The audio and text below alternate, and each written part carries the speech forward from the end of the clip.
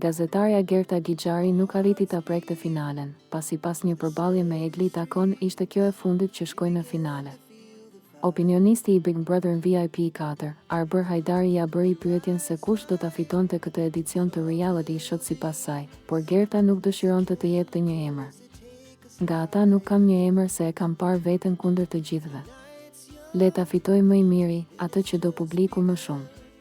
Do të thotë që nuhatja ime ka qenë diku gabim, sepse nëse do të kisha nuhatje perfekte do të isha unë aty. Për sa kohë që unë nuk jam aty, le ta fitoj kush të doj.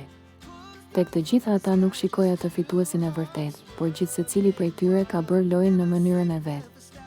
Ndoshta Egli se është vajza që vetë sakrifikuar veten për hir të dashurisë për të qenë aty, tha Gerta.